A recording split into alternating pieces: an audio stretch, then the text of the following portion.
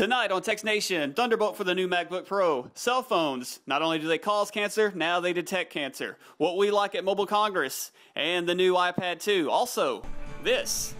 Like, thing's a guy, so this must be hurting him. Hi and welcome to this episode of Text Nation. Alan is back for number 3. That's right. We got him back. It's a little while, but yeah, you know. It's been a minute. And I'd like to thank Rusty for taking care of episode number 2 there on location, Chattanooga, Tennessee. Yeah, he gave me the okay, so we went ahead and moved forward with the it. tech capital of middle Tennessee. Chattanooga's what are they running now? 20 up, 20 down? Yeah, Chattanooga is the #1 place for high-speed internet with the EPB down there. They have fiber, and a friend of mine has it. And actually, fiber, that was all the rage of 60s technology, right? Well, they're actually running 100 megabits. 100 megabits down. That is unbelievable, especially here for Nashville. We can get, I believe it's 50 with Comcast and 100 if you get the cable, but because that's cable... like saying, I'm going to go on a road trip, you take a Lamborghini, I take a Unison. Just doesn't even care. Well, the thing is, though, cable is shared network, though, so fiber's a dedicated connection. Yeah. So I mean, the 100 megabits, you're getting a true 100 megabit connection. So playing games, downloading movies, streaming movies, you know, whatever it is that you do, Chattanooga is the place, and still the #1 place in the entire contiguous 48 states of the grand old United States of America. So definitely awesome, but you know, it's not what we get here in Nashville. So we want to get you up to date on the stories that we need you to know about. So what do we got this week? Well, as you know, Mobile Congress just ended not too long ago. Yep. And over in Spain. There were a couple of phones that I saw interest in. Yeah. I mean, you know, there's really nothing from Apple. Nah. Of course, they stay out of the limelight of everything. They never go to Mobile World Congress. They haven't been, so yeah. But Sony really surprised me. Okay. I had a Sony Walkman phone, and it was okay. You mean that little candy bar phone that was like that big? Yeah. And it fit in your pocket? Yeah. And you could shove it up your butt? It was small. Okay, anyway, go ahead. Well, I don't want to get involved in your recreational activities, but yeah, it was a good phone for what it did. I mean, it didn't have a lot to offer except for music and cameras. Yeah. Which that's what they. It did have a good camera on it. It had a good camera. It had like a 2 megapixel camera, which was great back then. But now they've stepped up the game with the Xperia Arc, the Xperia Pro, and the Xperia Play, which is also the PlayStation phone. Which a lot of people have been anticipating that for a long time, but that's now been rumored a long time. Now it's out. Yeah. They all offer an 8.1 megapixel camera, which is that's unheard of for ridiculous. My home camera is not even at 8.1. I don't even know what I need to blow up to have 8.1 megapixels, but you know. But yeah, 8.1 megapixel. They're all on gingerbread. Oh, so they are running gingerbread. Yes. I didn't know that. That's cool. Or Android 3.0 gingerbread. Yeah. In case you don't know. One of which is the Xperia Play, which is nicknamed the PlayStation phone. Right. It's been rumored for a long time, you know, when is this phone coming out? You know, we got to catch up with the Europe, who, you know, they use their phones a lot just for games. Right. So now they've made a phone pretty much dedicated just for really PlayStation. I don't know if it's to compete with maybe what Windows is going to start doing with the Xbox Live. Well, I think it's more along the lines of they wanted to get a handheld device, because a lot of people with gaming phones, the problem is the touch screen. People don't like, you know, your thumbs and fingers take up the touch screen. So to separate that, they're coming out with, you know. Also, you look ridiculous. You have the D-pad, you know, and you get to move around on a separate pad instead of having to move your fingers and doing this and you know, all this crazy nonsense. So I think that's a market that's, you know, that people want, and it's not there. So I think Sony's wanting to take care of that. I think it would actually be pretty popular. Yeah. There's mixed reviews, but Sony did a good job with these new 3 phones that they're coming out with. Any phones that interest you? Well, there weren't any new phones, particularly for me. I'm still going with the Motorola Atrix 4G. I actually went to the AT&T store, played around with it. I don't know if I like the Motorola Blur software. As I said in my last episode, I kind of went and looked at the reviews, and it kind of changed my opinion about it. I don't really know. I think the Atrix 4G, once I get a hands-on 30 days, after 30 days or a week's use, something where I get used to it. Right now, I mean, I just went to the store, I played with it, and it's dual core, it's fast, it's blazing fast. But I just don't know. The thing that really, it's the laptop dock. If iPhone would create the MacBook Air with a dock on the back of it, and that's all you need, I'd be good to go. But with the Atrix 4G, that's the wow factor for me. So yeah, if and buts were candy and nuts, we'd all be having a Merry Christmas.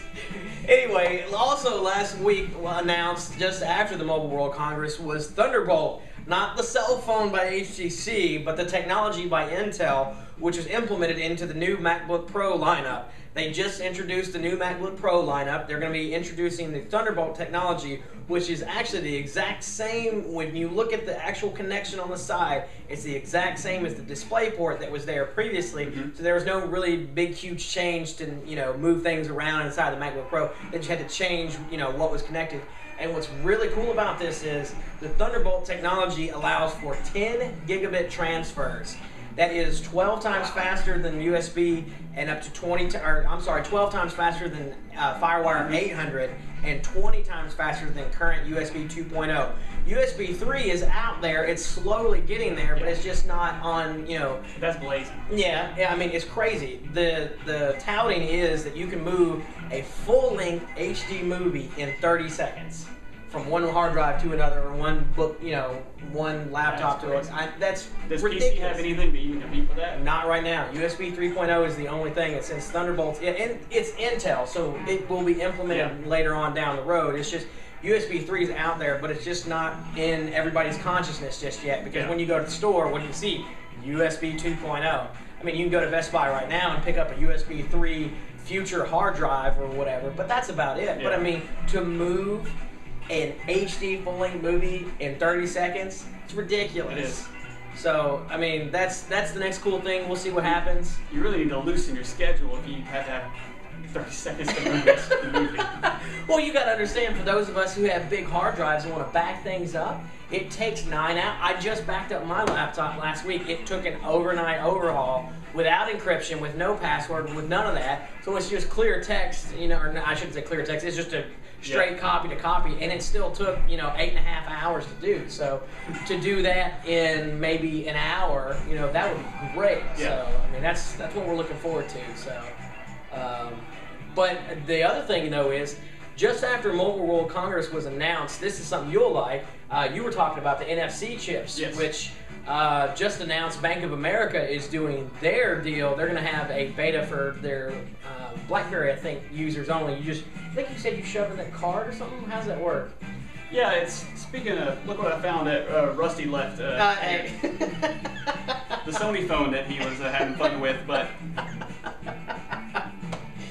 what Visa is doing is it's going to be a little small. It's going to be on a micro SD, but they're going to implement all your financial Visa data on the NFC chip. Yeah.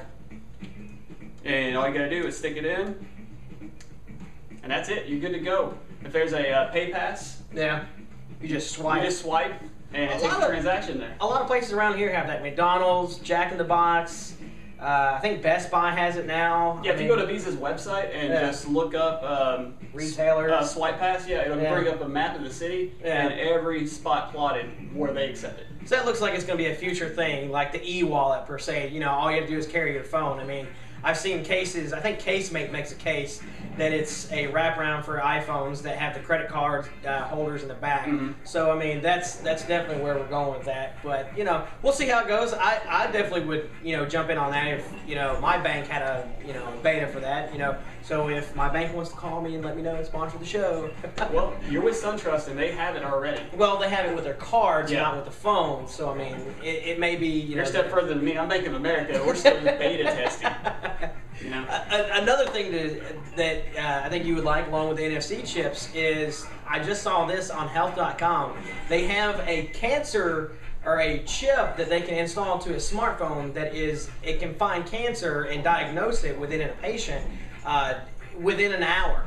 and they're touting 88% of the time it will diagnose it correctly, whereas in under an hour. And that's crazy because even today's technology, it takes 3 days to do it, and it's about 80% correct, so it's not always correct. So it's a higher percentage to throw it in your smartphone. Of course, the problem is, what do our smartphones also cause? Cancer.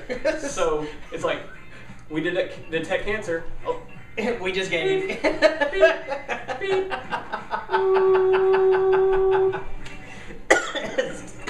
Pardon me, but yeah. See? Already detected. It's cool though. It's where our cell phones are going. It's the future. You have cell phones. You know, cell phones are going to be anything and everything. So that's. It's coming more up on the No Limit phone segment we've got. Oh yeah, we're building that up. So we'll see how it goes. I think is that it? No, that's not it. Oh yeah, next week. Oh yeah, that's right. Next week. I'm sorry. What is today? Today is officially February 27th. You're watching this a little bit later, but probably by the time you've watched this or have watched it and rewatched it, keep throwing the views up there. March the 2nd, of course. Apple in San Francisco, I started to say Sacramento, San Francisco will be announcing, guess what? You ready for it? iPad 2. That's right. iPad 2 will be announced. We don't know if it'll be available that day. Maybe it might be in a store that day, online and things like that, but probably not in the stores. I haven't seen anybody with, cell phone pics, as they're getting their inventory, and ooh, this might be the new iPad. No, the high-retina display, front-facing camera, transport abilities. The only thing I honestly think will be on the iPad 2, I don't think the high-res display will be on this one. I think it's still going to be the 1024 by 768 that they're keeping from the last one. So I think that's going to stay the same. I think the camera will be front-facing. It will. I don't think they're going to have a back-facing camera. I just don't see the use of having a back-facing camera. I mean, who's going to carry around a 10-inch pad and go, here, let me take a picture. Click. It's this big. Everybody likes this. So drunk college girls.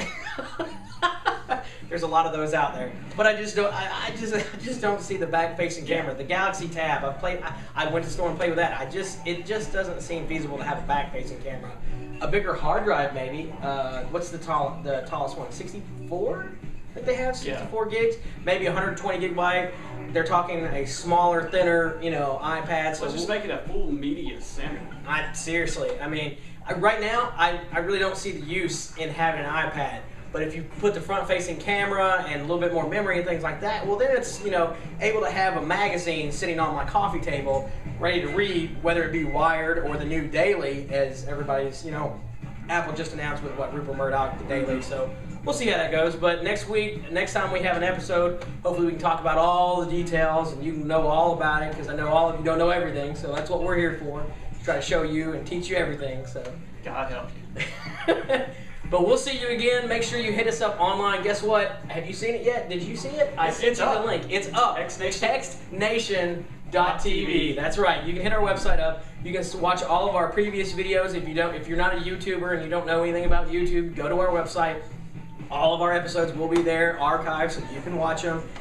Check us out online, Twitter as well. txtNationTV is the username. You can find me on Facebook, Rusty Greer. Don't look for him, just find me. Go to my friends list and look for him if you want to add him. Either way, we'll see you again next time for episode number 4. Hi and welcome to this week's episode, or well, not this week, screw it. I don't even like that one. I still have that phone. You're using an iPhone 3G. I don't want to hear it. I don't want to hear Sony out of your mouth.